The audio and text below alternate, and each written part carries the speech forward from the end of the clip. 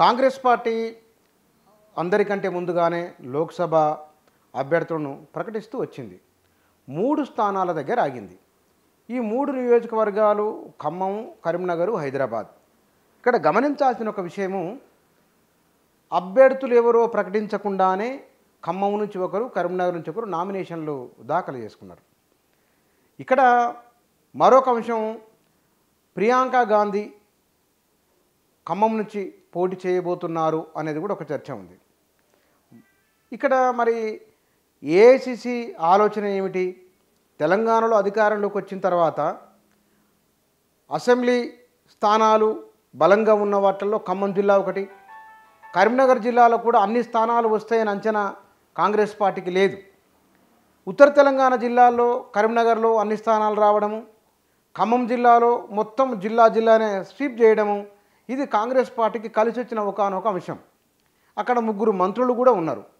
ఈ 3 మంత్రుల మధ్య ఉన్న పోటీను, లేకపోతే కనుక ఎత్తుకు పై ఎత్తు వేసుకోవాలనో, ఆధిపత్యాన్ని ప్రదర్శించుకోవాలనో, కారణాలు ఏమిటో తెలియదు. కానీ కర్ణాటక అంటే బెంగళూరు నుంచి ఢిల్లీకి, ఢిల్లీ నుంచి హైదరాబాద్కి, హైదరాబాద్ నుంచి బెంగళూరు, ఇట్లా తిరుగుతూ ఉన్నది ఆ ఇష్యూ మొత్తం.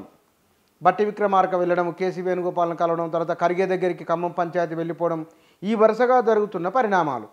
ఇవి అన్నిట్లలో కొసమేర్పు ఏమిటనంటే, అభ్యర్థులు ఎవరో చెప్పకుండానే అధిష్టానము, రాష్ట్ర కాంగ్రెస్ పార్టీ చెప్పకుండానే 2 అభ్యర్థులు నామినేషన్ దాఖలు చేయడం. ఇది విచిత్రం, విడ్డూరం కూడా. ఎట్లా రెస్పాండ్ కావాలనో, ఈ కాంగ్రెస్ పార్టీని ఎట్లా అర్థం చేసుకోవాలో కూడా తెలియని ఒకనొక సందర్భం అది.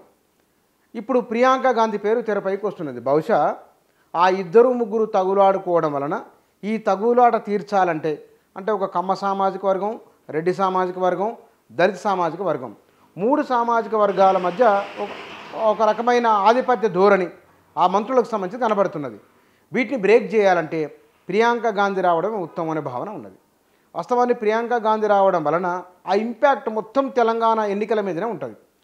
వాళ్ళు అనుకున్న ఏఐసిసి, పిసిసి వారు చేసుకున్న అంతర్గత సర్వేల్లో 11 స్థానాల వరకు కాంగ్రెస్ పార్టీకి రావచ్చని ఏఐసిసి సర్వే ఉన్నది. పిసిసి నుంచి 9 నుంచి 10 స్థానాలు కాస్త అటు ఇటుగా ఉన్నది.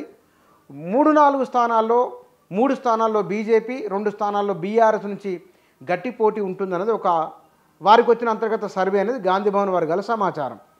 ప్రియాంక గాంధీ కనుక ఖమ్మం లోక్సభ నుంచి పోటీ చేస్తే ఆ impact national media, local media, రాజకీయ వర్గాల చర్చ ప్రియాంక గాంధీ చుట్టూ జరుగుతుంది. దానికి తోడు బీజేపీ అయినా బీఆర్ఎస్ అయినా కౌంటర్ వేస్తే కనుక ఆ కౌంటర్లకు తిరిగి ప్రతి కౌంటర్ చాలా బలంగా వేయగలదు ప్రియాంక గాంధీ. అంటే స్పాంటేనిటీ ఉంటుంది, అందులో సూటిదనం ఉంటుంది, ప్రశ్నకు వెనుక ముందు హిస్టారికల్ యాంగిల్ జోడించి చెప్పగలరు. కాబట్టి ప్రియాంక గాంధీ రావడం వలన ఈ తగులాట తీర్చినట్లు అవుతుంది. తెలంగాణలో అన్ని సీట్లపైన గెలపడానికి ఒక సానుకూల వాతావరణం ఏర్పడుతుంది. ఇప్పుడు 50-60 ఏళ్ళున్న ఓటర్లు, వాస్తవానికి తెలంగాణ రాష్ట్రంలో మహిళా ఓట్లు 1,83,00,000, వృద్ధుల ఓట్లు 65 లక్షలు. అంటే 1,83,65 లక్షల వృద్ధులు అనుకున్నప్పుడు 60 ఏళ్ళ పైబడిన వారు, అంటే ఇందిరాగాంధీ రాజకీయాలతో అటాచ్ అయిన వారు ఉన్నారు, రాజీవ్ గాంధీ పరిపాలన చూసిన వారు ఉన్నారు, కాంగ్రెస్ పార్టీలో మునుపటి నుంచి సంప్రదాయబద్ధంగా వస్తున్న వారు ఉన్నారు, కొత్త తరంలోనూ కాంగ్రెస్ను ఇష్టపడేవారు ఉన్నారు. వీరందరూ కూడా కాంగ్రెస్ వైపు మళ్ళడానికి మెజారిటీగా ఒక అవకాశం ఉందనే ఆలోచన కూడా ఉన్నది. ఏతవాత తేలుతున్న విషయం ఏమిటంటే, ప్రియాంక గాంధీ రావడం ఒక వ్యూహాత్మకంగానే ఇటువైపు రాబోతున్నారు.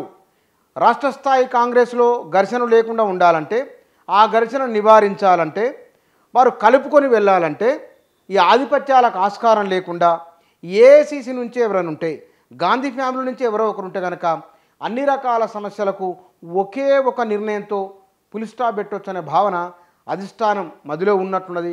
బహుశా ప్రియాంక గాంధీ రావడమే నిజమైతే కనుక 80లో ఇందిరాగాంధీ ఎమర్జెన్సీ ఆ సమయంలో ఇందిరాగాంధీ మెదక్ జిల్లా నుంచి, ఉమ్మడి మెదక్ జిల్లా నుంచి పోటీ చేసినప్పుడు ఒక హిస్టారికల్ విక్టరీ వచ్చింది. ఇప్పుడు తెలంగాణ నుంచి ప్రియాంక గాంధీ రావడం వలన చరిత్ర పునరావృతం అవుతుందనే భావన కూడా కాంగ్రెస్ శ్రేణుల్లో ఉన్నది.